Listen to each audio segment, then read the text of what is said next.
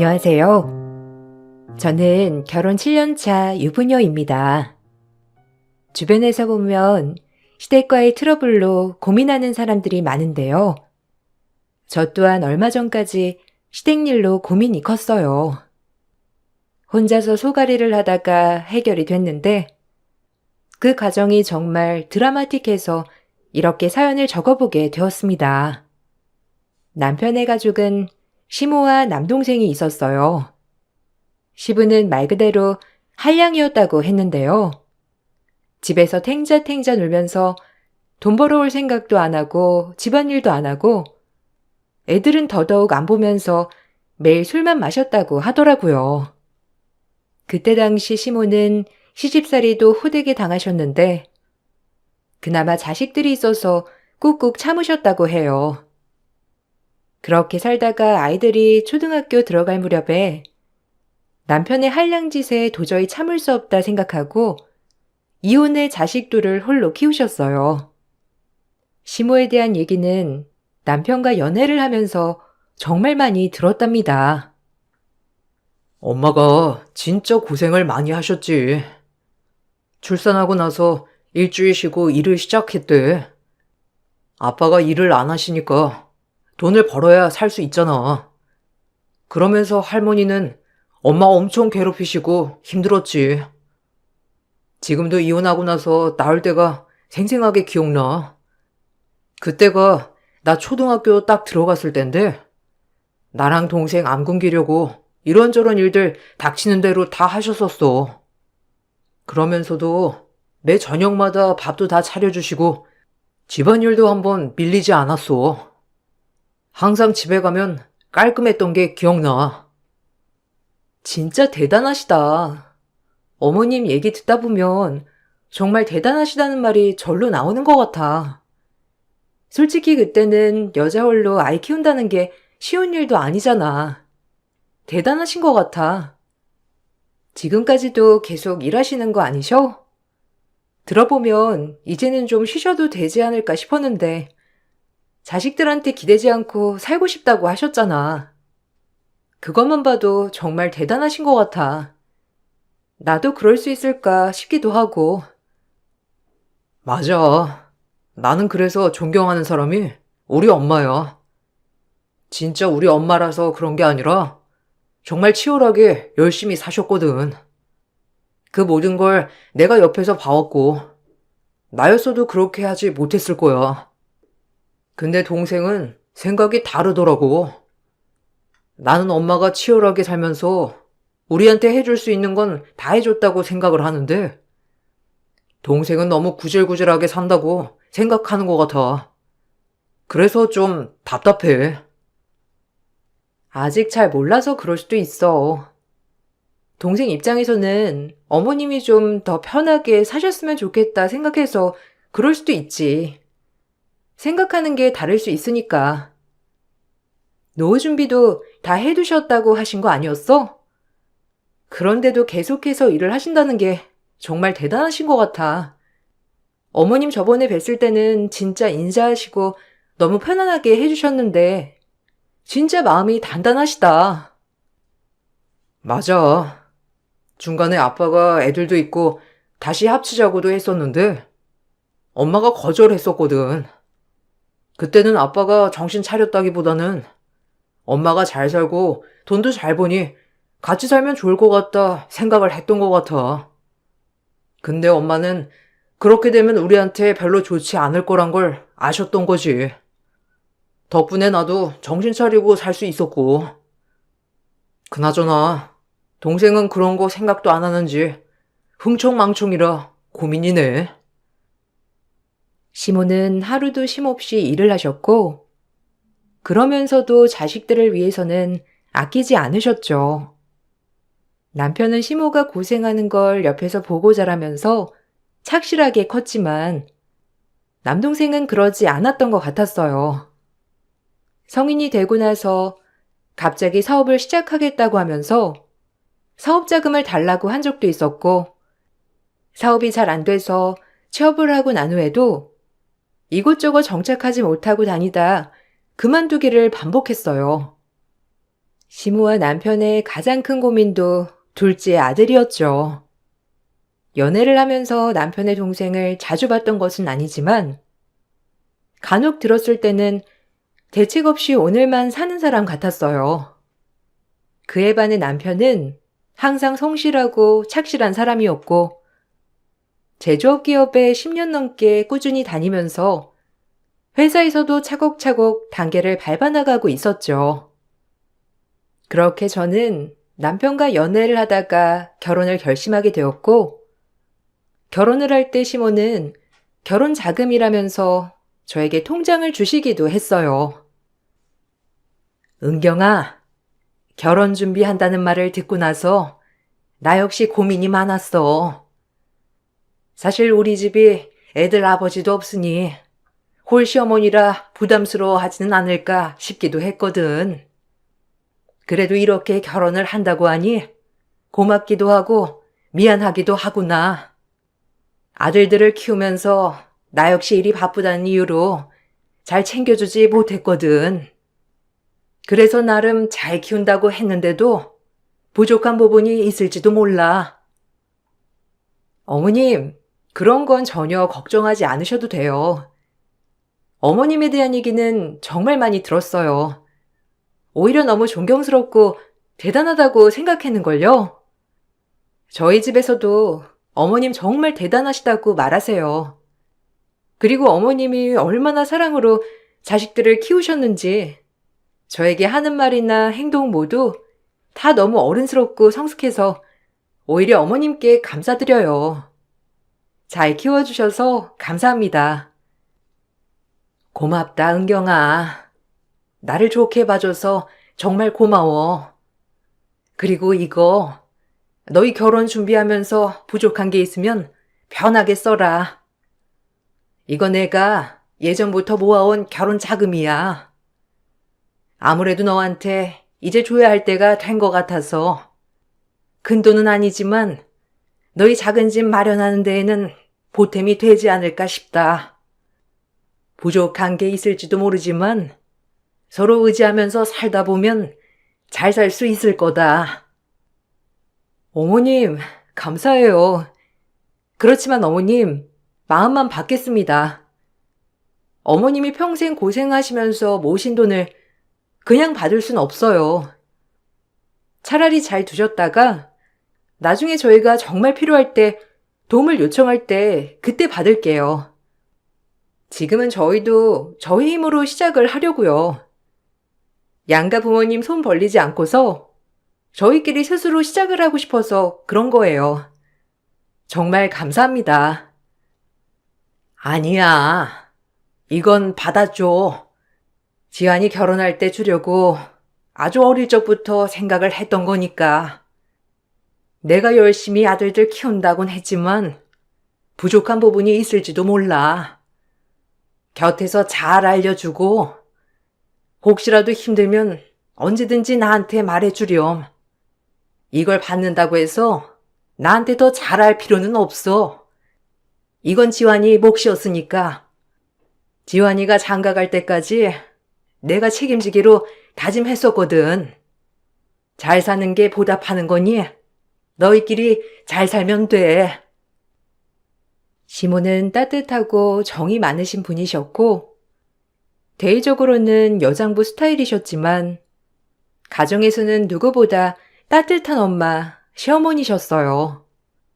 결혼을 하고 난 후에도 시집살이라곤 하나도 없을 정도로 편안했고 오히려 시모께서 저희보다 더 바쁘셨죠. 주말마다 찾아갔던 적도 있었지만 정말 바쁘셔서 얼굴 보기가 어려웠어요. 명절에도 여행 가라며 비행기 티켓까지 끊어주시기도 했습니다. 그만큼 제 생각을 누구보다 많이 해주셨던 분이 바로 시모셨어요. 시모의 시집살이는 한 번도 없었지만 예상외로 골치가 아픈 사람이 있었는데 바로 도련님이었죠. 도련님은 남편과는 다르게 아주 자유분방한 사람이었어요. 한 번은 늦은 저녁에 갑자기 신혼집으로 찾아와 형과 술 한 잔을 마시겠다면서 술상을 내오라고 시켰던 적도 있었습니다. 아니, 이 시간에 연락도 없이 웬일이야? 갑자기 무슨 일 있어? 이 시간에 올 사람이 없는데 갑자기 누가 초인종 눌러서 깜짝 놀랐잖아. 아유, 그나저나 이 술 냄새는 뭐야? 술 마셨어? 아니, 술을 마셨으면 곱게 집에나 갈 것이지. 여기까지 어떻게 왔어? 연락도 없이. 너 이렇게 하는 거 얼마나 예의 없는 일인지 알아? 정신 차리고 집에나 가. 이게 뭐 하는 짓이야? 형수님도 계신데. 아휴, 형, 왜 그래? 그냥 기분 좋아서 한잔 했어. 아, 나 오늘 집에 안 가고 여기서 자고 갈 거야. 괜찮죠, 형수님? 여기까지 온 김에 형, 나랑 술 한잔 마시자. 형수, 술상 좀 내와 봐요. 오늘 형수 요리 실력 평가해야 되겠네. 형이랑 술 한잔 마실 테니까 맛있는 안주 한번 만들어 보세요. 네? 지금요? 도련님, 지금 밤 10시가 넘었어요. 내일 남편 출근도 해야 하고, 저도 출근해야 하고요. 지금 자도 늦었는데. 도련님, 일단 술도 많이 드신 것 같은데, 오늘은 그만하고, 다음에 쉬는 날에 맛있는 거 먹어요. 지금 당장 재료도 없고, 도련님도 많이 드셨잖아요. 시간도 늦었으니까 얼른 들어가세요. 작은 방에 이불 꺼내줄게요. 거기서 오늘은 주무시고요. 형수, 나 안 취했어요. 그리고 오늘 꼭 형이랑 한잔 해야 되겠는데? 그냥 대충 있는 재료로 만들어 봐요. 아니, 하도 엄마가 안 시켜가지고 내가 안 되겠다 싶어서 온 거니까. 형수, 나한테 이런 대접해도 되는 거예요? 나 형한테 하나밖에 없는 동생인데? 그리고 이제 엄마가 집사라고 돈도 준 거 아니었어요? 그러면 나도 편하게 오고 갈 수 있는 거지 뭐. 야, 어디다가 형수래?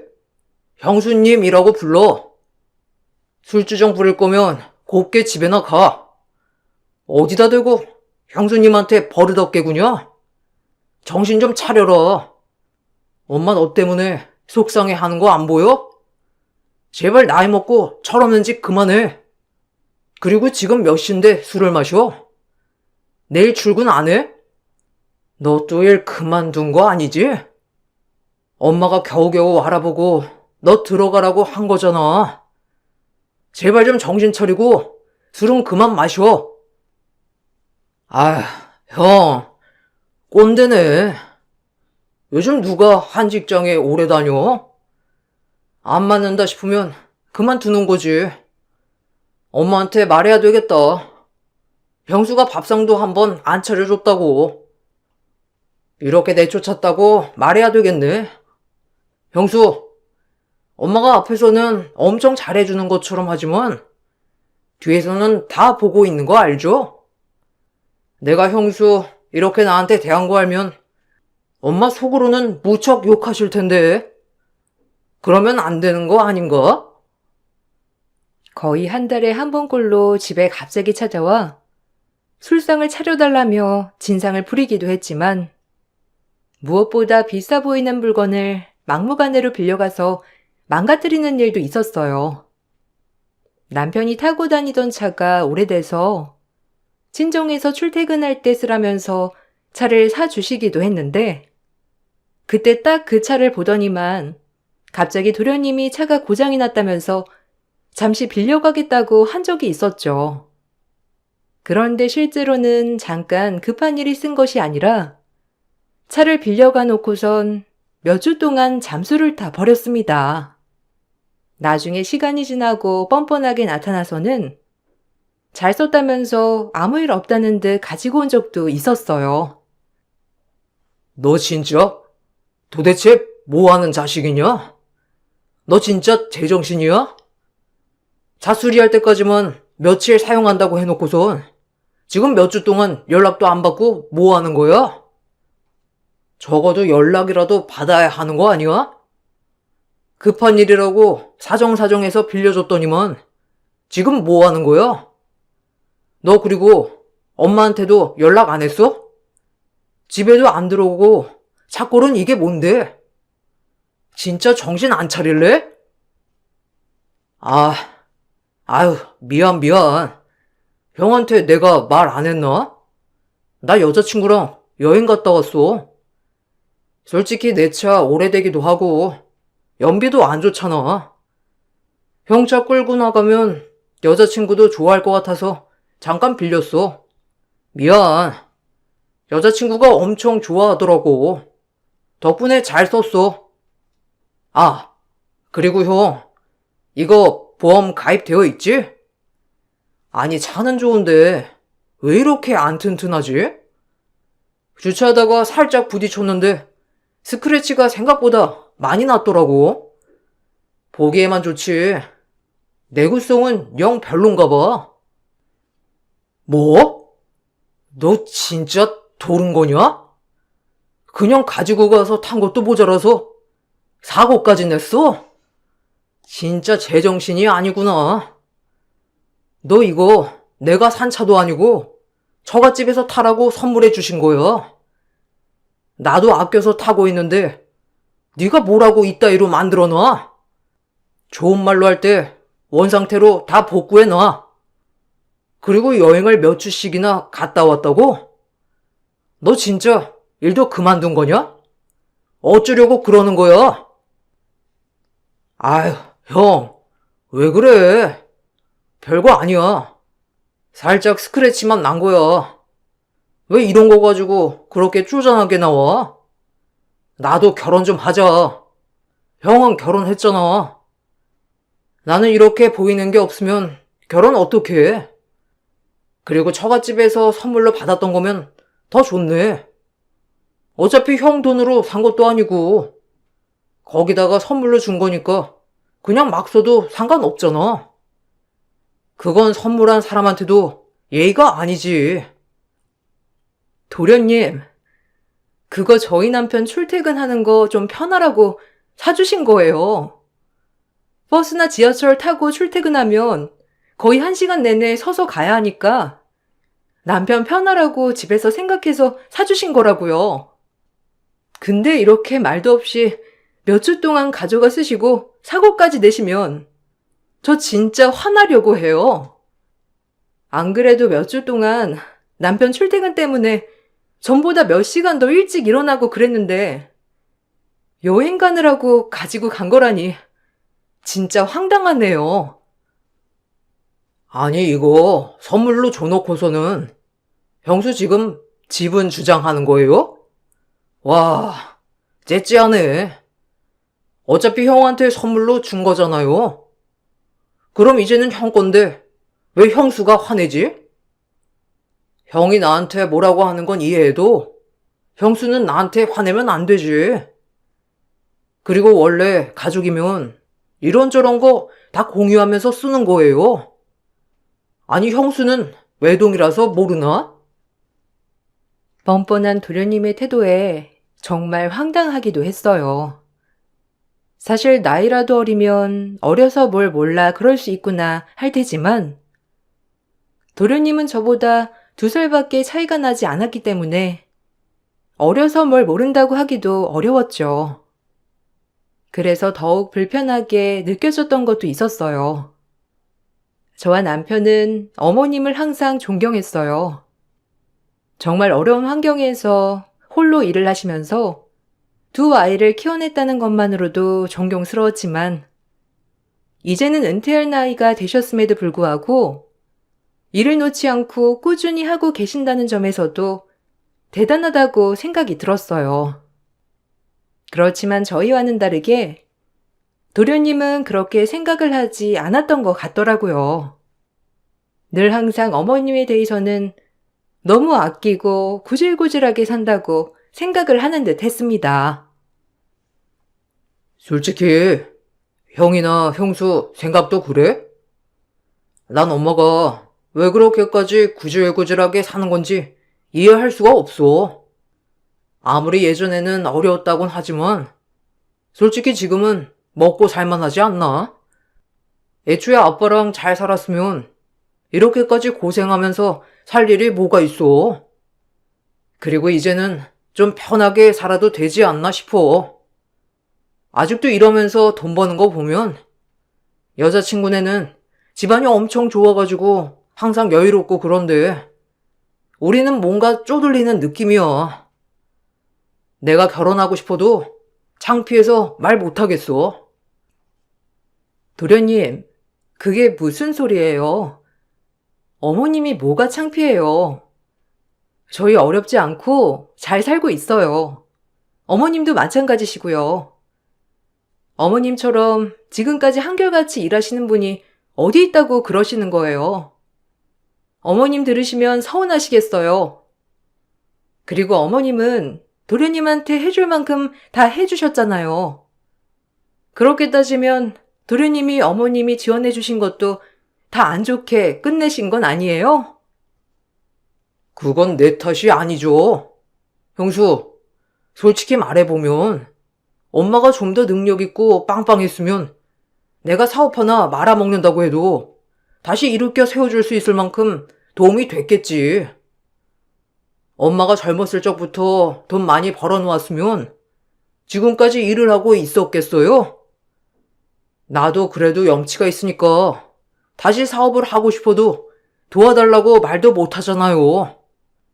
어쨌든 엄마가 노후 준비한다고 열심히 일하는 것 같은데 난 엄마 노후 책임 못 져요. 도련님, 너무 철이 없으신 거 아니에요? 어머님이 누구한테 노후를 책임져 달라고 하실 분도 아니겠지만 어머님은 해주실 수 있을 만큼 최선을 다해서 해주셨잖아요. 그렇게 생각을 하시면 너무 서운하죠. 도련님이 이렇게 일도 안 하면서 탱자탱자 놀면서도 삼시세끼 따뜻한 밥 먹을 수 있는 것도 피곤한 몸 누워서 편하게 잘 수 있는 것도 다 어머님 덕이잖아요. 그럼 어머님 노후도 저희가 책임질 수 있는 거 아니에요? 아이고, 형수, 착한 척 그만해요. 형수가 그런 거 어떻게 알아요? 어쨌든 전 책임 안 질 테니까 착한 형수랑 형이 다 책임지던지. 엄마는 형만 좋아하잖아요. 어차피 나는 엄마가 예뻐하지도 않고 예뻐한 적도 없어요. 사업 한번 해서 말아먹었다고 이렇게 지원도 안 해주고 그러는 게 어디 있어? 그리고 그거 다 엄마가 다 선택한 거니까 엄마가 책임져야지 어쩌겠어요. 시모는 누구보다 열정적이고 열심히 사셨고 항상 절약하는 것이 습관이 되셨어요. 노후를 위해서도 있지만 누구보다 자식들을 사랑하셨던 분이셨기 때문에 자식들을 위해서 아끼며 사셨던 것이었죠. 그도 그럴 것이 자식들이 필요한 것이 있다고 하면 모든 것을 다 퍼주셨는데 도련님에게도 마찬가지였지만 헛된 꿈을 꾸고 있었던 도련님은 정신 차리지도 않고 항상 직업도 바꾸고 아무것도 없는 상태에서 사업만 하겠다고 난리를 피웠어요. 처음에는 도련님에게 적극적으로 지원을 해주셨지만 사업장만 오픈하고 나서 노력도 하지 않는 아들을 보면서 더 이상의 지원은 아들을 망치는 길이다 생각을 하셨던 것이죠. 그 뜻을 모르고 도련님은 항상 시모가 저희만 좋아한다고 말을 했고 그 때문에 시모의 가장 큰 걱정거리가 도련님이었어요. 너도 알다시피 우리 지영이 너무 철이 없어. 그래서 내가 정말 걱정이다. 내가 눈 감기 전까지 걔 철이 들지 모르겠네.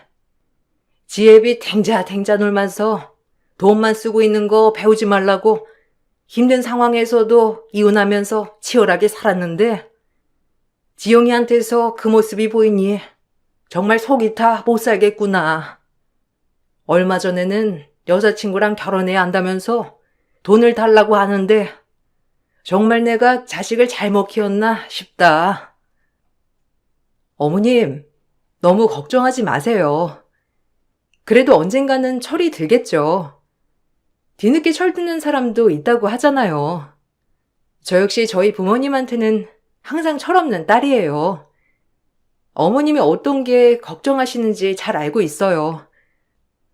저희도 도련님 만날 때마다 항상 얘기도 많이 하고 있고, 아직은 도련님이 어머님 깊은 뜻까지는 잘 모르는 것 같지만, 금방 알 수 있을 거라 생각해요.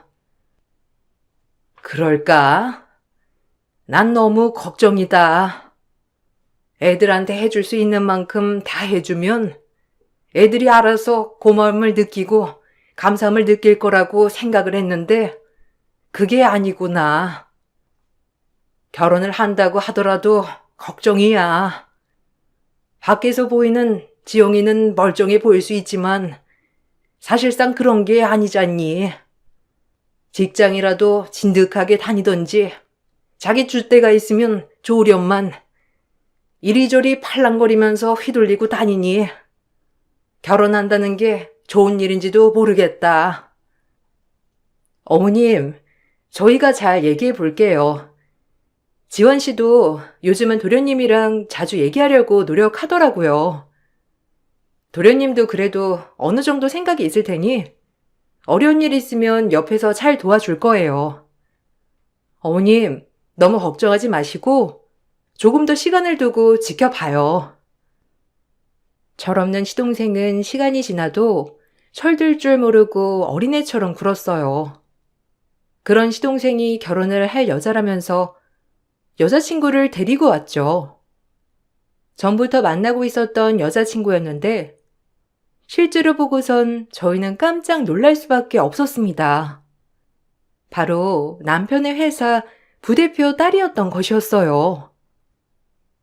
지영이가 만나고 있다는 사람이 부대표님 딸일 줄이야. 아, 정말 몰랐네요. 지영이, 넌 알고 있었어? 아니, 한 번 말을 꺼내본 적도 없어서. 그럼 3년을 사귀면서 우리만 몰랐던 거야? 전에 회사 창립 행사할 때 오신 적 있으시죠? 그때도 별말이 없었는데 지영이랑 교제 중이셨겠네요. 와, 진짜 놀랐습니다. 지영이가 만나고 있는 사람이 부대표님 딸이라니 깜짝 놀랐네요. 형, 이제 잘 보여야 되겠네. 우리 만날 때부터 나야 알고 있었지. 내가 여러 번 말했잖아. 여자친구 집안이 워낙 빵빵하다고. 형이랑 형수 언제 할까 싶었는데 3년을 사귀는 동안 한 번도 모르더라고. 여자친구도 몇 번 형이랑 형수 봤다고 했는데 그때도 한 번 말 안 했나? 암튼 그렇게 됐어. 소개는 따로 안 해도 될 것 같고 우리 결혼하려고. 여자친구 집에는 먼저 인사드렸어. 만나서 반가워요. 지영이가 누구랑 결혼을 할 수 있을까 싶었는데 너무 참한 사람을 만난 것 같아서 다행이네요. 집에 먼저 인사드렸다니 잘했네. 우리 집은 보다시피 홀어머니의 아들 둘이에요. 그렇지만 그런 거 부담스럽게 생각하지 않아도 돼요. 결혼하고 둘이서만 잘 산다면 그것만으로도 좋으니 부담 갖지 말고. 그럼 사돈댁과 상견례를 해야 하겠네. 아, 그런 거 걱정하지 마. 그냥 엄마는 결혼식장만 오면 돼. 어차피 결혼식 소연이네 집에서 다 알아서 정할 거니까. 상견례도 그냥 안 하기로 했어. 괜히 시간 낭비할 필요 없지. 여자친구네 집에 맞춰서 할 거니까. 나중에 결혼식 날짜 잡으면 그때 맞춰서 오기만 하면 돼. 신혼집도 우리가 알아서 볼게. 형 결혼할 때 결혼 자금이라고 모아둔 돈 줬다고 했지? 그거 얼마야? 아니, 아무리 그래도 사돈댁이랑 한번 얼굴은 봐야 하지 않겠니? 그래도 엄연히 한 가족이 되는 건데 상견례도 안 한다는 건 좀 너무하지 않니? 그러지 말고 시간 내서 한번 식사 자리라도 마련해봐.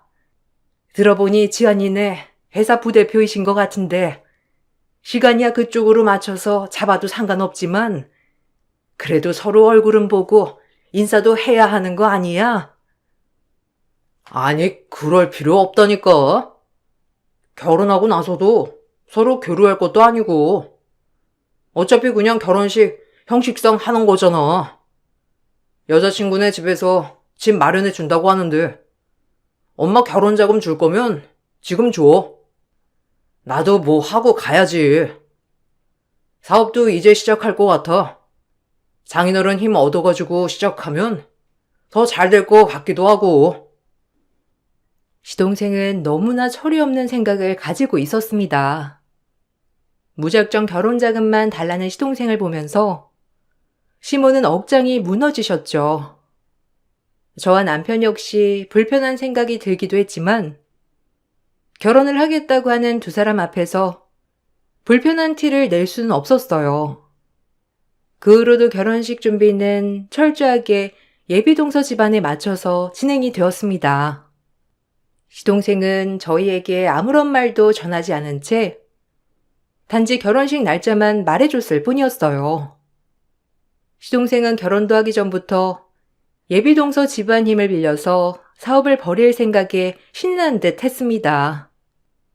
시모는 이런 상황에 결혼 자금으로 모아둔 돈을 줘야 할지 고민을 하고 있었고, 시동생은 그런 시모를 재촉했어요.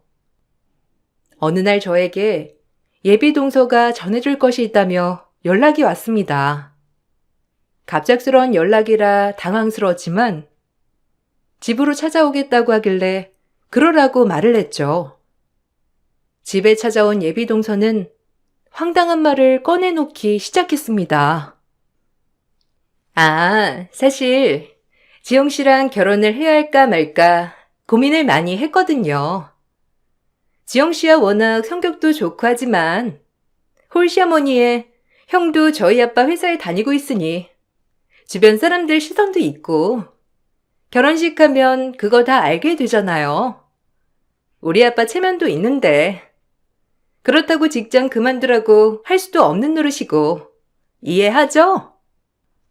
어쨌든 결혼식은 해야 하니까 뭐 다른 사람들이 알게 된다 하더라도 어쩔 수 없는 거죠. 그 얘기하려고 여기까지 오신 거예요? 그런 거라면 걱정 안 하셔도 돼요. 저희 남편 가족 됐다고 해서 뭔가 바라거나 그러진 않을 거니까. 결혼 준비는 잘 되어가고 있어요? 안 그래도 궁금했는데 도련님도 그렇고 아무것도 말을 안 해주길래 어떻게 되어가나 했어요.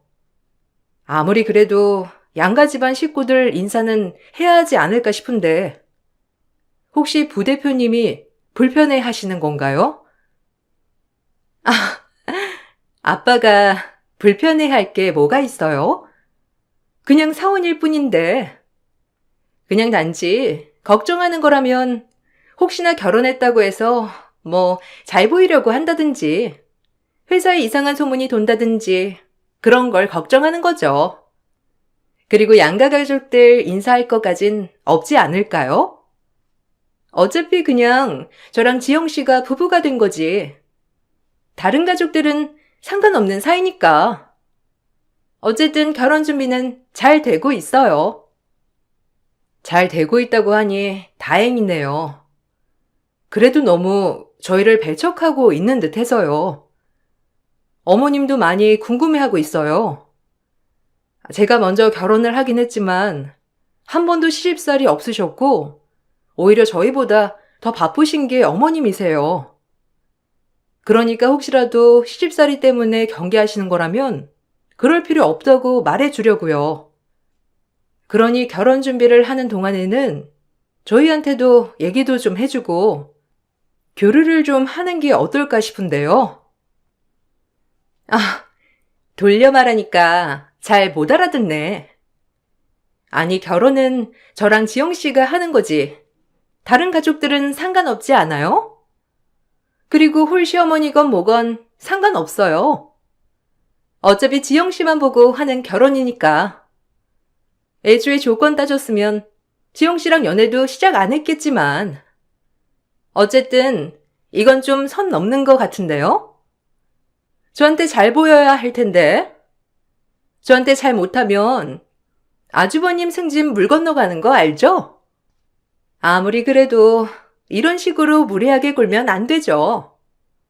먼저 결혼했다고 꼰대짓은 다 하고 있네. 네? 뭐라고요?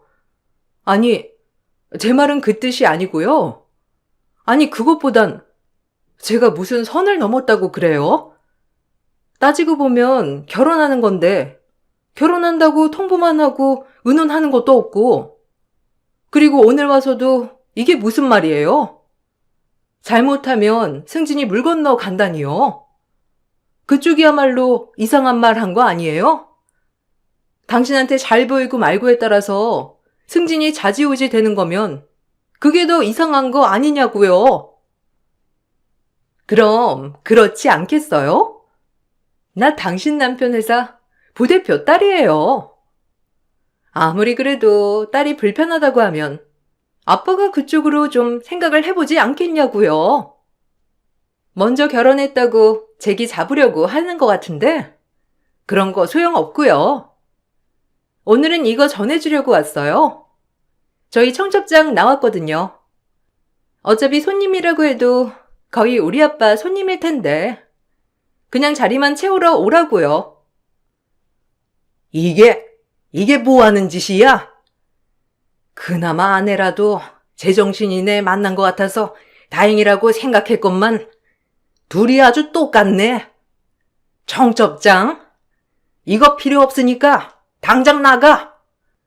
그 손바닥만한 게 회사냐? 싹싹 빌어. 어디서 갑질하고 있어? 예비 동서의 말에 집에 있던 시몬은 제 명함을 가지고 예비 동서 얼굴로 던졌습니다. 사실 예비 동서가 막무가내로 찾아오기 전 시몬은 시동생 결혼 때문에 걱정이 앞서 저희 집으로 온 상태였거든요. 방에서 기다리고 계셨던 시몬은 예비 동서가 하는 말을 듣고선 참다 못해 뛰쳐나오셨고 길길이 화를 내셨어요.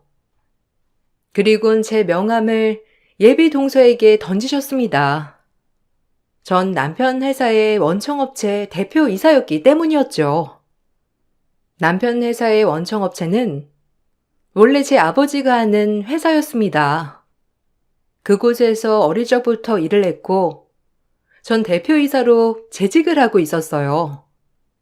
하청업체의 부대표 딸이 찾아와 자신에게 잘 보이지 않으면 남편의 승진에 영향이 있을 수 있다는 황당한 말에 저도 화가 났지만 시몬은 더욱더 화가 나셨습니다. 그 후로 시몬은 저희 아빠에게 연락을 하셨어요. 당신이 자식을 잘못 키워 하청업체 부대표 딸인 사람이 저에게 남편 승진을 빌미로 압박을 가했다면서 미안하다고 사과를 하셨죠. 이렇게 아빠의 귀에 이 사건이 들어가게 되면서 아빠는 하청업체를 교체하는 상황까지 이르게 되었어요. 남편은 회사를 그만두었고 저희 회사로 들어오게 되었어요. 워낙 능력도 좋았던 사람이었지만 의리로 회사에 쭉 있었던 것이었거든요. 예비동서는 이 사건으로 저에게 사과를 하러 찾아오기도 했어요. 저기 잘못했어요. 정말 미안해요. 제가 주제도 모르고 그렇지만 하청 계약까지 연장을 안 하시는 건 너무하신 거 아닌가요? 언니 말대로 그런 게 일에 연관이 되어 있다면 안 되는 거잖아요. 한 번만 잘 말해주시면 안 될까요? 저희 아빠가 회사에서 쫓겨나셨어요. 저 때문에 하청일도 끊기고 큰 계약을 했던 곳에서 끊겼다면서. 다시 계약만 해주신다면 제가 앞으로는 주제 넘지 않고 잘할게요. 아니요. 그럴 필요 없습니다. 그쪽이 무슨 생각으로 지금까지 살아왔는지 잘 알겠네요. 도련님이 그나마 제대로 된 사람 만나서 정신 차리나 했더니만 똑같은 사람을 데리고 와서 참 놀랐어요. 제가 그쪽 아버님 회사와 연관이 안 되어 있었다면 그쪽이 지금 나한테 와서 사과라도 했겠어요? 안 했겠죠. 미안합니다. 정말 미안해요. 제가 그러려고 그런 건 아닌데 그냥 결혼하고서 텃세 부리는 건 아닐까 싶어서 기분 나쁘게 했다면 죄송해요. 어머님께도 사과드리고 싶은데 연락을 안 받으셔서요. 지금 저희 집도 난리가 났어요. 그건 그쪽이 책임을 져야죠. 저희도 거래는 신뢰로 하는 겁니다. 그쪽을 알지 못했으면 모를까. 이미 서로 다 알게 됐는데 계약을 제대로 할 수 있겠어요? 그쪽도 그렇게 말했잖아요. 자기한테 잘못 보이면 우리 남편 승진은 없는 거라고. 그런 거랑 마찬가지 아니겠어요? 사과할 필요 없습니다. 다신 볼 일도 없겠네요. 그 뒤로 시모는 시동생도 내쫓았습니다. 결혼을 하든지 말든지 상관없다면서 이제는 아들은 하나로 생각을 하시겠다면서 냉정하게 내쫓으셨어요. 처음 시동생은 예비동서 집안으로 들어가 살 생각이었지만 제 직장에 대해서 말을 안 해줬다면서 예비동서 집안에서는 시동생을 안 받아줬다고 하더라고요. 그 뒤로 시동생은 온갖 일을 하면서 겨우겨우 하루 일당을 벌며 지냈고 그제야 엄마가 얼마나 고생을 하면서 자신들을 키웠는지 알게 되었다고 해요. 시모는 아직까지 시동생을 용서할 생각이 없다고 하셨어요. 이번 기회로 시동생이 정말 정신 차려서 자신의 인생을 스스로 잘 꾸려나갔으면 좋겠네요. 제 긴 사연을 들어주셔서 감사합니다. 항상 행복한 하루 보내시길 바랄게요. 안녕하세요. 저는 살 날보다 산 날이 훨씬 더 많은 여자입니다. 이곳에 사연을 신청하게 된 이유는 제가 살아온 인생을 기록해보고자 글을 올리게 되었습니다. 많은 분들께서 이 어려운 시기에 제 글을 읽고 조금이나마 힘이 되었으면 하는 작은 바람이 있네요. 현재 제 나이는 75살입니다. 그리고 눈 한번 깜빡거렸는데 벌써 제 아들과 함께한 시간이 30년이나 흘러버렸네요. 나이를 먹어가면서 느낀 건 마음의 여유가 많이 생긴 것 같아요. 몸이 느려져서 그런지 모든 걸 천천히 하게 되는 것 같네요. 저에게 주어진 시간이 앞으로 얼마나 있을지는 모르겠지만 이제야 삶을 즐기면서 살아가는 것 같습니다. 기른 정이 낳은 정보다 크다는 말이 있잖아요. 지금까지 살아오면서 그 말이 요즘에 더 와닿네요.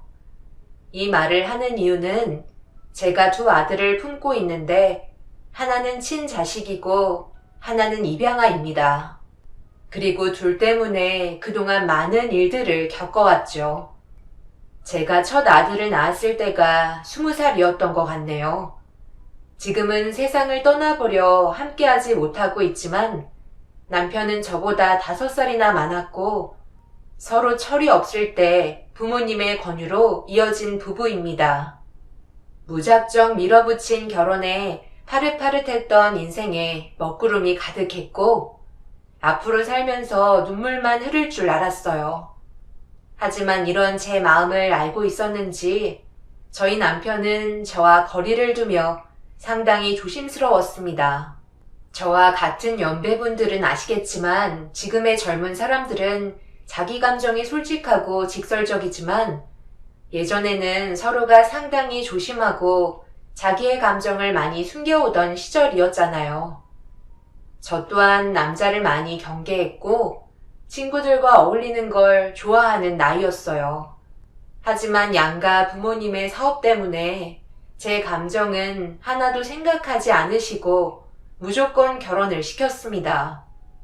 그래서 제가 많이 슬퍼하는 걸 그때 남편이 잘 알고 있었는지 행동 하나하나에 저를 많이 배려해 주었어요. 그리고 서로에 대해 조금씩 알아가면서 저 또한 현실을 받아들이게 되었고 어느 순간부터 마음을 열게 되었습니다. 저희 남편이 세상을 떠난 지 2년 정도가 되었는데요. 그동안 함께 살면서 저희는 그때의 감정을 잊지 않고 살아왔던 것 같아요. 언제나 한결같이 변함없는 모습으로 제 곁을 지켜줬던 남편에게 이 자리를 빌려 너무 고마웠다고 말해주고 싶네요. 다시 본론으로 돌아가서 저희 부부는 젊은 나이에 결혼을 하게 되었고 아들 하나를 낳아 잘 살고 있었습니다. 양가 부모님의 사업 확장은 날이 갈수록 커지면서 남편도 시부모님의 일을 도왔기 때문에 정신없이 바쁜 날들을 보내고 있었죠. 그래도 저희 부부는 부족함 없이 잘 살아왔던 것 같아요. 그것 하나만으로도 감사했었네요. 결혼 전에는 잘 몰랐는데 결혼하고 아이를 낳아 정신없이 살다 보니 어느새 제 나이가 40을 바라보고 있었죠. 철없는 아들은 젊은 나이에 여자를 만나 무조건 결혼하겠다고 저에게 매달렸지만 받아줄 수는 없었어요. 결혼이 무슨 애들 장난도 아니고 무작정 이렇게 찾아와서 어쩌자는 거야? 엄마는 받아줄 수가 없다. 아무런 계획도 없이 제대로 된 직장이 있는 것도 아니고 그렇다고 너희 아빠 밑에서 일을 배울 생각도 없으면서 결혼을 하겠다고? 엄마랑 아빠도 젊은 나이에 결혼하셨잖아요. 저는 무조건 결혼하기로 마음 먹었으니까 허락 안 해주셔도 진행할 거예요. 책임감 하나 없이 무작정 결혼하겠다고 하면 앞으로 어떻게 살아갈 건데? 아빠가 뒤에서 금전적으로 지원해 줄 거라고 생각하는 거니? 아빠는 너한테 땡전 한 푼 줄 수 없다. 지금까지 아무것도 하지 않고 아빠가 힘들게 벌어온 돈을 뒤에서 흥청망청 쓰면서 살림을 차리겠다고? 그렇게는 절대 안 되니까 계속 고집 부릴 거면 당장 나가. 남자로서 갖춰지지도 않으면서 결혼의 환상을 가지고 있는 건 너한테 사치일 뿐이다. 꼴도 보기 싫으니까 같이 온 저 여자랑 내 집에서 썩 나가. 아들은 너무하다면서 2번 다시 찾아오지 않겠다며 여자를 데리고 밖으로 나가버렸습니다. 아들의 돌발 행동 때문에 저희는 너무 당황스러워서 아무 말도 하지 못한 채 한동안 멍하니 앉아만 있었고 그래도 저녁 시간 되면 아들이 집으로 돌아올 거라 생각했었어요. 하지만 하루가 지나고 이틀이 지나 일주일이라는 시간 동안 집에는 한 번도 들어오지 않자 저는 점점 불안해지기 시작했고 남편도 조금씩 평정심을 잃어가면서 얼굴 한번 비치지 않는 아들을 걱정하고 있었네요. 결국 자식 이기는 부모 없다고 절대 고집을 꺾지 않던 아들이 저희 부부를 이기고 말았습니다. 그렇게 원하던 결혼을 하고 난 뒤에 변변한 직업이 없던 아들은 남편 옆에서 일을 배우기 시작했고 인생을 함께할 배우자가 생겨서 그런지 어느 정도 책임감을 가지고 있는 듯 보였어요. 결혼하면 철든다더니 조금은 달라진 모습에 앞으로 점점 더 좋아질 거라 생각하며 잘 지내고 있던 어느 날 며느리가 갑자기 저희 집에 찾아왔어요. 울상을 짓더니 눈물을 보이길래 너무 놀라 일단 집으로 들여보냈습니다. 그리고 며느리가 진정이 될 때까지 시간을 주고 기다려준 다음 입을 열기까지 기다렸어요. 어머님, 저 이제 어떡하죠? 최대한 일찍 아이를 가지고 싶었는데 임신이 되지가 않아요. 그래서 산부인과에서 검사를 받아봤는데 난임일 것 같다고 하더라고요.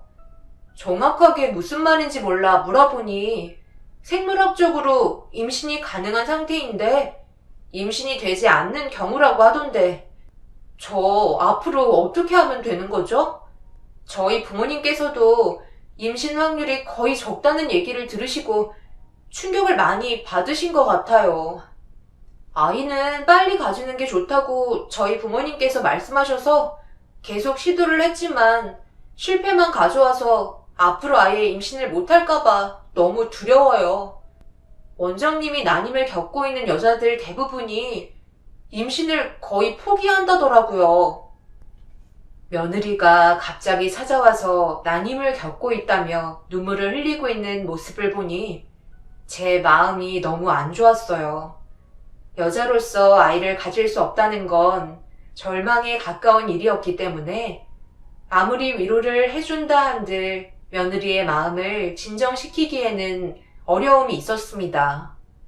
하지만 확률이 적다는 것뿐이지 가능성이 아예 없는 건 아니기 때문에 침착하게 기다려보면 언젠가는 아이를 품에 안을 수 있을 거라며 위로해 주었고, 꽤 오랜 시간 임신이 되기 위해 많은 노력을 했던 며느리는 결국 몇 년 동안 아이의 소식을 전혀 듣지 못하자 포기를 하고 말았습니다.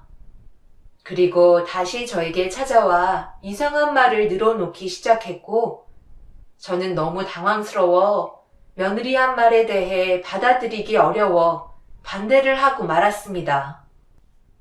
아직 나이도 젊은데 벌써부터 포기하고 입양을 하겠다는 거야? 나는 무조건 반대하마. 입양만큼은 안 된다. 저희 부모님께서도 찬성하셨고 오빠도 입양에 대해서 긍정적으로 생각하는데 왜 어머님만 반대하시는 거예요? 너 말대로 입양을 했는데 임신을 하게 되면 그때는 어쩌려고? 자기 핏줄이 아니기 때문에 다른 생각을 가지게 될지도 모른다고. 입양 문제가 그렇게 단순한 게 아니다. 충분히 생각해도 결정하는 데 있어서 망설여지는 게 입양인데 너무 쉽게 정하는 거 아니니? 입양을 하면 자연스럽게 임신 생각이 없어지겠죠. 그리고 낳은 정보다 기른 정이 더 큰데 제 마음이 변하겠어요? 어머님도 아시겠지만 제가 얼마나 아이를 원하고 있는지 잘 아시죠? 이미 결정을 내렸기 때문에 제 마음이 변하지는 않을 것 같아요. 그럼 이거 하나만 약속해라. 아이를 입양하면 절대 임신 계획은 잡지 마라. 충분히 입양한 아이한테 사랑을 주고 진심으로 가족이 되었다는 마음이 들었을 때 그때 임신을 해도 늦지 않는다. 팔은 무조건 안으로 굽기 때문에 지금의 결정은 바뀌게 될 수 있다고. 그럼 그 아이한테는 2번의 상처를 주게 되는 거잖아. 내 말 무슨 뜻인지 이해하지? 며느리는 걱정하지 말라며 그런 마음 절대 생기지 않을 거라고 확신에 찬 눈빛으로 저를 바라봤지만 며느리의 말을 전부 다 믿을 수는 없었어요. 언제든 며느리에게 아이가 찾아올 수 있는 기회는 열려있는 상태라 입양을 결정한다는 게 너무 불안했었네요. 며느리와 아들은 법적으로 혼인 기간이 3년이 경과되었었고 나이도 25살 이상이었기 때문에 충분히 아이를 입양할 수 있는 조건이 되었었고 며느리가 그토록 원하던 아이를 입양기관에서 데려오게 되었네요. 갑자기 생긴 아이 때문에 양가 집안은 정신이 없었지만 아이가 차지하는 비중은 상당히 컸어요. 그리고 아들과 며느리가 아이로 인해 행복해하는 모습을 뒤에서 지켜보면서 어느 정도 안심을 할 수 있었습니다. 그리고 1년쯤 지났을 무렵 불안했었던 일이 터지고 말았어요. 며느리가 임신이 될까봐 항상 조심하라고 얘기했었는데 아들과 함께 저희 집에 찾아와 임신 소식을 알렸고 집안의 분위기는 순식간에 안 좋아지면서 해선 안 될 말까지 주고받게 되는 일이 벌어졌네요. 그래서 지금 친자식 생겼다고 입양아를 파양하겠다는 말이야? 너희들 제정신 있니? 내가 전에 뭐라고 그랬어? 그런 일이 생길지도 모르니 신중하게 결정하라고 했었는데 그때 뭐라고 그랬어? 절대 임신하지 않을 거고 친자식을 가진다고 해도 파양은 생각조차 하지 않을 거라고 확신에 찬 눈빛으로 나한테 설명하지 않았니? 그런데 이제 와서 뭐라고? 이제 4살밖에 안 된 아이를 파양하겠다는 거야? 친자식이 생겼으니 더 이상 필요가 없어졌다는 거니? 어쩜 너희들은 생각하는 게 똑같은 거니? 내가 이럴 줄 알고 끝까지 반대를 했었던 거다. 나이도 어린 것들이 부모 말은 절대 들으려 하지 않고 무조건 자기들이 원하는 대로 결정하려는 너희들을 더 이상 보고 싶지 않다. 어떻게 둘이 생각하는 게 이렇게 똑같니? 저희도 임신이 될지 모르고 있었어요. 그렇다고 너무 화내시는 거 아니에요? 그래도 제가 임신했으면 일단 축하한다는 말부터 하셔야 하는 거 아닌가요? 어떻게 얻게 된 아이인지 알고 계시잖아요. 그래서 한 아이한테 모든 걸 쏟아주고 싶은 것 뿐이라고요. 어차피 입양한 아이는 내 아이가 아니기 때문에 시간이 지날수록 점점 차별은 심해질 거라고요. 그래요. 저희도 다 생각이 있어서 내린 결정인데 얼굴을 안 보겠다, 인연 끊겠다며 너무 극단적으로만 분위기를 몰고 가시니까 저희 입장에서도 솔직히 기분이 좋지는 않네요. 사리 판단 충분히 할 수 있는 나이인데 언제까지 애 취급하실 건데요? 너희는 지금 뭐가 문제인지 전혀 모르는 거야? 입양을 하겠다는 의미가 뭔지 생각조차 해보지 않고 무작정 키우겠다고 했던 거냐고. 너희들은 이 아이를 데려왔을 때 진심이 아니었고 그냥 애완동물 기르듯 친자를 임신할 때까지 시험삼아 데리고 있었던 것 뿐이잖아. 그런데 친자식을 낳아서 기른다 한들 정상적인 사고방식으로 아이를 키울 수 있을 거라 생각하는 거니? 우리들 앞에서는 말로 잘 포장해서 입양하겠다고 설득시키더니 결국 너희들은 동물보다 못한 존재들이다. 남편은 묵묵히 끝까지 듣고 있다가 결국에는 화가 머리끝까지 올라오고 말았어요. 아들과 며느리한테 처음으로 언성을 높인 날이었고 아들은 더 이상 도움도 받기 싫고 저희 밑에서 감시당하면서 사는 것 같은 느낌이 싫다며 인연을 끊겠다는 말과 함께 기다렸다는 듯 며느리를 데리고 밖으로 나가길래 며느리의 손을 잡고 따라가는 아이는 어떻게 할 거냐고 물어보니 입양 보냈던 곳에 도로 주고 오겠다며 막무가내의 모습을 보여주고 있었습니다. 저도 며느리가 입양할 때 몇 가지 조사하면서 알게 된 내용이었지만 별다른 사유 없이 파양은 불가능하다고 알고 있었어요. 입양과 파양은 친족 관례에 중대한 변동을 가져오는 제도이기 때문에 매우 엄격하게 규정되어 있다고 입양기관에서 들었었죠. 그때 며느리도 같이 들었었는데 전혀 기억을 못하고 있었는지 아무 소용없는 짓을 하려고 하길래 며느리의 손을 잡고 있는 아이를 제가 품었습니다. 항상 불안했고 혹시나 하는 마음에 입양기간에 혹시 모를 일을 대비해 재입양이 가능하냐고 물어보니 다른 부부가 친양자로 입양 전환을 하면 재입양이 허용된다는 말을 들었었죠. 그래서 아들 내외가 생각 없이 저지른 입양을 친양자로 제가 걷어들이기로 결정을 하게 된 거였네요. 이런 문제가 올지 몰라 남편과도 상의를 했었고 사돈댁과도 대화를 주고받았었지만 안사돈은 본인들이 키우는 건 망설이고 있던 모습에 좋은 결과는 올 것 같지 않아 저희가 친양자로 재입양을 하게 되었네요. 그리고 모든 절차를 끝낸 뒤 아들 내외와는 인연을 끊게 되었습니다. 2번 다시 얼굴 보고 싶지 않았어요. 제 배 아파 낳은 자식이었지만 무책임한 행동들이 저와 남편에게 계속해서 실망을 안겨줬기 때문에 더 이상은 용서해주고 싶지 않았어요. 그토록 바라던 친자식과 행복하게 잘 살라고 말한 뒤 조금의 도움도 주지 않았습니다. 아들은 일절 도움받지 않겠다며 절대 얼굴 볼 생각하지 말라고 온갖 상처는 다 주고 떠나버렸네요. 본인들이 저지른 일들 뒤에서 다 처리해줬는데 머리 숙이고 들어와도 모자랄 판에 되려 큰소리치며 떠나가니 할 말이 없었습니다. 그렇게 얼굴을 안 보고 사는 동안 뭣도 모르고 커가는 아이는 저희의 지극정성의 보살핌을 받으며 살아오다 보니 어느새 성인이 되었습니다. 그동안 함께 살아오면서 사건, 사고 없이 잘 자라준 아이가 너무 고마웠어요. 자기 앞가림할 정도가 되니 저희 부부도 그제서야 안심이 되었죠. 어렸을 적부터 공부도 잘하고 항상 전교에서 순위권에 들던 아이는 국내에 손꼽히는 명문대학을 나와 이름만 들어도 알 수 있는 대기업에 취직할 수 있었네요.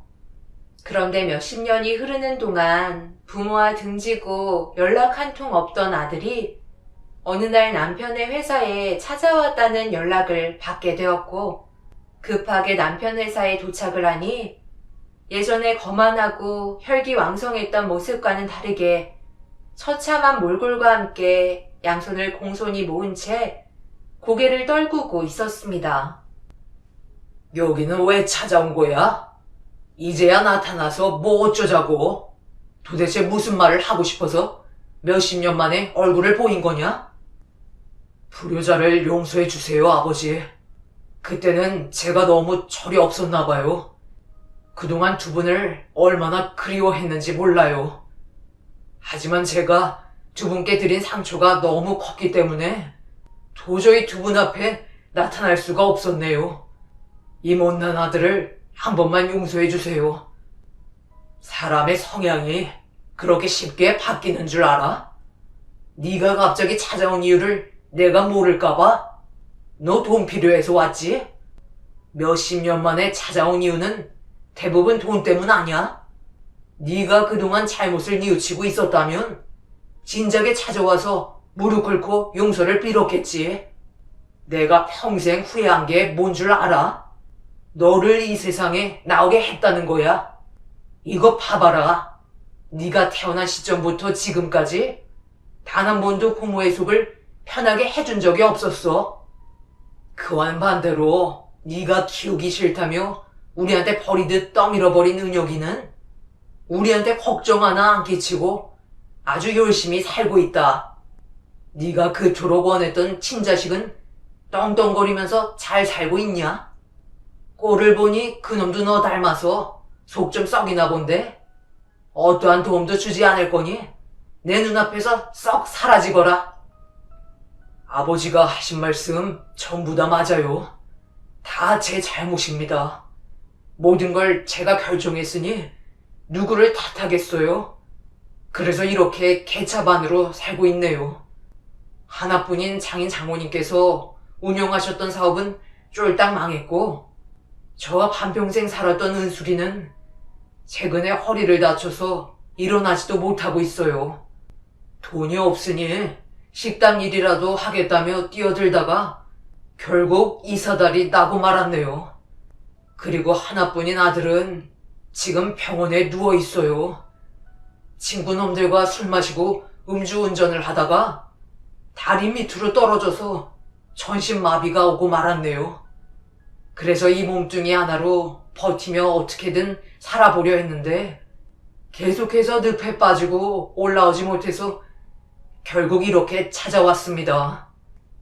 자식의 부모님께 손 벌리는 건 당연한 거잖아요. 어찌됐든 낳아주셨으면 평생을 책임지셔야 하는 거 아닌가요? 제가 이렇게 무릎 꿇고 빌 테니 한 번만 도와주세요. 더 이상은 버티지 못하겠어요. 쌓여가는 빚 또한 감당할 수가 없다고요. 아들은 오열을 하며 도와달라는 말에 남편은 한숨을 쉬면서 아무 말도 하지 못했어요. 주위에는 직원분들이 다 나와서 아들이 손이 발이 되도록 빌고 있는 모습을 보고 있었고 저는 섣불리 아들에게 다가가지 않았습니다. 모든 결정을 남편에게 맡겼어요. 그동안 저희와 등지고 홀로 살아오면서 많이 느꼈겠지만 세상이 호락호락하지 않다는 걸 아직 모르는 것 같았어요. 남편은 단호하게 아들의 부탁을 거절했고 한참 동안 회사 앞에서 무릎을 꿇고 있던 아들은 결국 아무것도 얻지 못한 채 돌아가고 말았습니다. 저와 눈이 마주쳤지만 제가 도와줄 수 없다는 걸 알고 있었는지 저에게는 다가오지 않았어요. 그리고 아들이 돌아간 뒤에 남편은 잘 마시지도 않는 술을 연거푸 마시면서 잘못된 길에 빠져있는 아들 때문에 눈물을 흘렸습니다. 아버지, 어머니한테 대충 얘기 들었어요. 지금 많이 힘드시죠? 제가 아버지 마음 전부 다 헤아릴 수는 없지만 지금처럼 괴로워하신다는 건 계속 마음이 쓰인다는 거잖아요. 앞으로 더 후회할 일을 만드시는 것보다 지금이라도 관계 회복을 하는 게 좋을 것 같아요. 세월이 흐른 만큼 많은 것들이 변화됐어요. 분명 도움을 주시면 형님의 삶에도 많은 변화가 찾아올 거예요. 이대로 모른 척 한다고 해서 좋아질 게 뭐가 있어요. 잘못이 있다면 그동안 많이 뉘우치고 살지 않으셨을까요? 아들은 제 마음을 읽었는지 제가 하고 싶었던 말을 남편에게 풀어놓기 시작했고 아픈 마음을 어루만져 주고 있었습니다. 자식의 인연을 끊는 게 쉽지 않다는 거 저희도 잘 알고 있었어요. 하지만 그동안 받았던 상처의 골이 너무 깊었기 때문에 쉽게 다가가는 게 어려웠던 것 같습니다. 남편은 그날 하루 종일 혼자서 많은 생각을 했었고 결국 친아들을 만나 도와주게 되었습니다. 저는 차마 그 모습을 보는 게 너무 괴로울 것 같아 남편을 따라가지 않았어요. 그런데 남편 손에 무언가가 들려 있었고 은혁이를 따로 불러 갑자기 방 안으로 들어갔네요.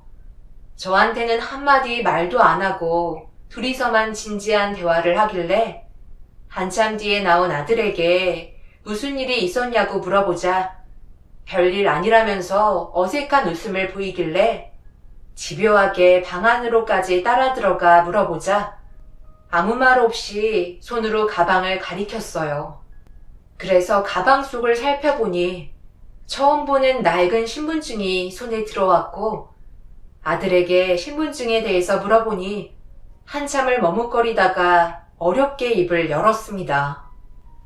아버지가 오늘 형님을 만나셨을 때 건네 받으신 거래요. 예전에 누군가 찾아왔었는데 저를 찾고 있다고 하더라고요. 그러면서 가지고 있던 신분증을 건네며 제 친엄마라고 하셨대요. 처음에 형님이 저를 입양했었다면서요. 그래서 그 기록을 가지고 뒤늦게라도 찾아왔는데 그때 당시 형님이 겪고 있던 안 좋은 상황들 때문에 귀에 안 들어왔었나 봐요. 그래서 나중에 연락드리겠다고 신분증만 건네받은 뒤 아예 잊고 살고 있다가 갑자기 생각이 나서 아버지를 통해 건네줬다고 하네요. 그런데 저는 만날 생각이 없어요. 저를 키워주시고 여기까지 이끌어주신 어머니가 있는데 다른 사람이 어머니라고 나타난다 한들 무슨 소용이 있겠어요. 기억도 나지 않을 어렸을 적에 저를 버리셨는데요. 그래서 그냥 잊고 살려고요. 그러니까 이 신분증에 있는 사람이 은혁이 너의 친엄마라는 거니? 지금까지 잊지 않고 기억하고 있었다는 건 너를 그리워했다는 건데 당연히 얼굴이라도 봐야 하지 않을까? 은혁이 네가 친엄마를 본다 한들 우리의 관계가 전혀 달라지는 건 없다. 그래도 피치 못할 상황 때문에 어쩔 수 없는 결정을 할 수밖에 없었다는 거잖아. 혼자서 얼굴 보기 힘들면 엄마가 같이 가줄 테니까 친엄마가 어떤 분인지 한번 만나보자. 지금까지 애타게 연락을 기다리고 있을 거 아니니? 아들은 아무 말 하지 못하고 선택을 하지 못하길래 혼란스러워하는 정신을 바로 잡아주었어요. 저 또한 은혁이 생모의 존재가 궁금했기 때문에 아들을 설득시켰고 저희는 함께 신분증에 적힌 주소로 향하게 되었습니다. 그렇게 차를 타고 한참을 달려 도착한 곳은 어느 으리으리한 대저택이었고, 저희는 차에서 내려 조심스럽게 초인종을 누르려는 순간 대문을 열며 앞치마를 하고 양손에 쓰레기 봉투를 들고 나오는 여자와 눈이 마주치게 되었네요. 그리고 그 여자는 저희를 번갈아 가며 쳐다보았고, 대저택 안에서 누군가 화를 내며 빨리 오라고 재촉하고 있었어요. 저희를 보고 당황스러워하고 있던 여자는 급하게 다시 저택 안으로 들어가길래 닫히려는 대문을 손으로 잡아 집안을 살펴보자 음식물 쓰레기 봉투를 날랐던 여자를 누군가 이름을 부르며 삿대질을 하면서 혼을 내고 있었습니다.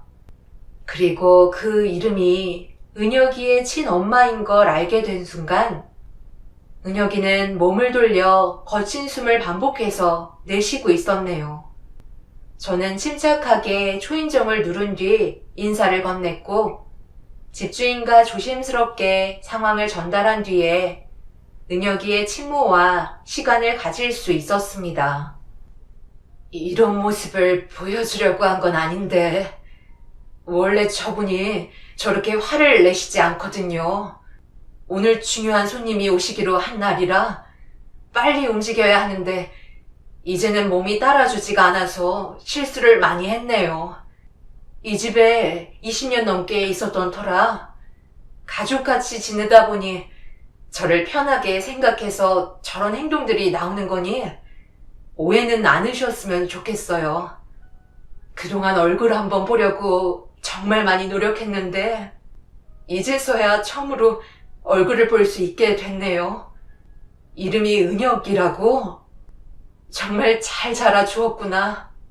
제 아들을 이렇게 잘 키워주셔서 정말 감사합니다. 저를 너무 노여워한다고 얼굴을 보려 하지 않는다는 말에 연락이 오기만을 기다리고 있었어요. 제가 무슨 할 말이 있겠습니까? 100번, 1000번 잘못했는데요. 그래도 지금은 어느 정도 마음에 응어리가 풀린 거니? 무슨 말을 하시는 거예요? 제가 언제 어머니를 노여워했다는 거죠? 그리고 그동안 제 얼굴을 보려고 많은 노력을 하셨다는 건 또 무슨 말이에요? 저를 버린 건 당연히 잘못되셨지만 저는 어머니의 존재를 안 지 며칠 되지 않았다고요. 이상하네. 그분이 중간 역할을 해주고 있다고 최대한 만날 수 있게 노력해준다며 돈이 많이 필요하다고 해서 지금까지 쉬지 않고 일해서 돈을 갖다 줬는걸. 그래야 세월이 흐른 만큼 돈으로 마음을 풀어줘야 한다고 해서 거의 10년 가까이 계속해서 돈을 그분에게 전달해 줬었다. 내가 무슨 낯짝으로 은혁이 너 얼굴을 보겠어? 그래서 나는 무작정 기다리고만 있었지. 그러니까 어머니께서 형님한테 신분증을 넘겨주며 제 얼굴 한번 보여달라고 했던 게 10년 전에 있었던 일이라는 거예요? 진모에게 충격적인 말을 듣고 경악을 하고 말았습니다. 그동안 제 친아들이 중간에서 친모가 은혁이에게 보낼 돈을 가로채고 있었고 마음이 풀릴 때까지 기다리고 있었던 거였어요. 말도 안 되는 사실을 듣고 난 이후 남편에게 곧바로 전화를 연결하니 남편은 아들이 가지고 있던 빚을 청산해주고 생활비 또한 준 것 같았습니다. 남편에게 이 사실을 알리자 충격을 받았는지 제 전화를 끊었고 친아들에게 전화를 걸어봤지만 받지 않는지 저에게 다시 전화를 걸었어요. 친아들은 친모의 마음을 이용해 그동안 악행을 저지르다가 더 이상 끌면 들킬 거라고 생각했는지 남편에게 신분증을 넘겨주고 잠수를 타게 된 거였네요. 남편이 병원에 입원한 손자와 며느리까지 전부 다 확인했다고 했었는데 무언가 느낌이 좋지 않았는지 남편은 며느리가 있는 집으로 다시 찾아갔어요. 그런데 충격적인 말을 듣게 되었네요. 집에는 아무도 없었고 병원에 입원해 있던 손자 또한 없었습니다. 친아들은 저희를 상대로 사기를 쳤던 거였어요. 결국 화가 머리끝까지 올라온 은혁이는 친모에게 자기가 생활하는 숙소에서 잠시 지내시라며 그동안의 강제 노동을 착취한 제 친아들을 찾기 위해 경찰에 신고를 하게 되었네요. 남편이 병원비와 생활비로 건네준 돈이 꽤 많다는 걸 뒤늦게 알게 된 저는 한숨밖에 안 나왔습니다. 그래도 자식이라는 이유 하나 때문에 모든 걸 용서해줬는데 아들은 저희를 상대로 사기를 쳤다는 게 너무 어이가 없었네요. 아직까지 아들 내외와 손자는 잡히지 않은 상태이지만 돈이 떨어지면 오래가지 못할 거라는 건 잘 알고 있습니다. 그때 되면 법적인 처벌로 벌을 내려야겠죠. 그리고 은혁이를 고아원에 두고 사라졌던 친모는 친부가 도망을 가고 혼자서 아무것도 할 수가 없어 잠시 거처를 마련하고 다시 데리고 오려 했는데 그 시간이 30년이나 걸렸다며 과거의 행동을 뉘우치고 있었습니다. 세월이 흐른 만큼 다시 만난 건 기적에 가깝기 때문에 앞으로 제 아들 은혁이와 친모가 행복한 삶을 살았으면 좋겠습니다. 은혁이의 같은 부모로서 그동안 못다 했던 얘기들을 풀어나가며 좋은 날만 생각하려 합니다. 사람의 성향은 태어날 때부터 정해져 있는 것 같습니다. 은혁이는 저희와 가족이 되고 지금까지 착실하게 살아왔지만 제 배 아파 낳은 자식은 최근까지 부모에게 사기를 치고 남을 이용해 먹기만 하고 있었네요. 정말 내 자식이라는 게 부끄럽기만 합니다. 조만간 잡히겠지만 절대 용서하지 않을 생각입니다. 제 사연을 들어주신 분들, 오늘 하루도 행복하시길 바랍니다. 감사합니다.